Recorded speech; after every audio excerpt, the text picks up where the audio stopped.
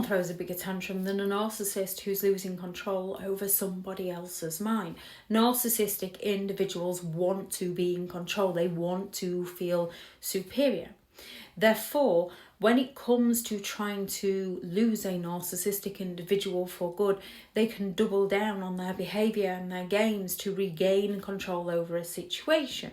So losing a narcissist isn't always that easy. However, it is worth it. Breaking free from a narcissistic individual requires strategy, and it also requires discipline within yourself and emotional strength. And these are things that we have to build on. They often don't just appear naturally and we do it. We have to build on them. Narcissists thrive on control and attention. So cutting their access to you is essential for your own mental and physical health. There are lots of effective steps that you can take to lose a narcissist so that you can reclaim your freedom, because you can begin to think clearly again.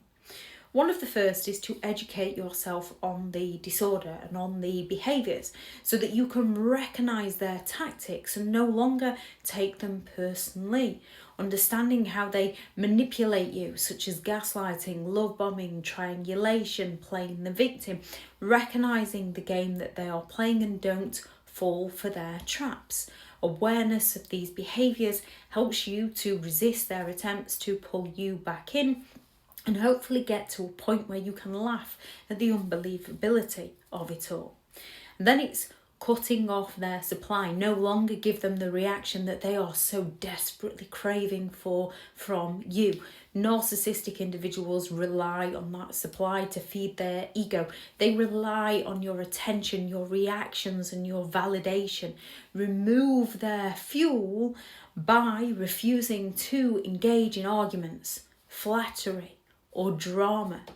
Without supply, their interest in controlling you diminishes because they're no longer getting what they want from you. They're no longer getting that ego boost from you.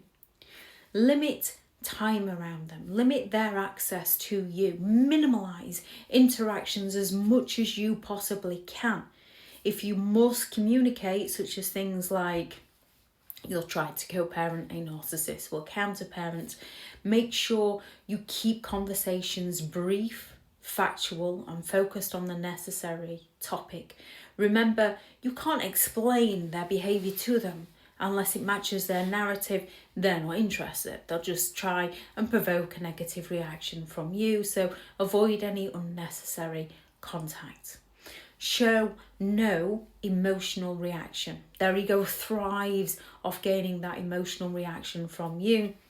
Narcissists feed off your emotional responses, whether it's positive or negative. They prefer positive, but if they feel like control is slipping, they will go all out for negative so that they can play the victim and blame everything on you. Stay calm, stay neutral, stay unresponsive towards them, even when they provoke you. Employ the grey rock method, where you become as dull and as uninteresting as you possibly can so that they're no longer interested in you. Set firm boundaries. You can't explain to a narcissist your boundaries. They just see these as a challenge to walk all over. They're not interested in them. They're interested in manipulating to get their own way. Establish clear limits within yourself of behaviour that you will and will not accept from others, and then enforce them. Refuse to engage in late night calls, personal attacks. If they want to attack you personally, let them. Don't give them anything back. Don't give them the satisfaction of getting that response from you. It feels good in the moment, however, the narcissist has got what they wanted.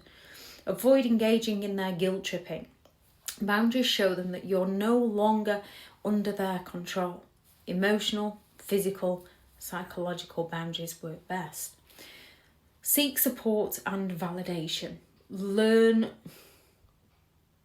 Lean on trusted friends and family or therapists for that emotional support to get you through. Narcissists will often go all out to isolate you from support, so Rebuilding a strong support system is key to staying strong and staying disciplined in your methods of breaking free from a narcissistic individual. Focus on your health, focus on your healing. Redirect your energy towards self-care, personal growth.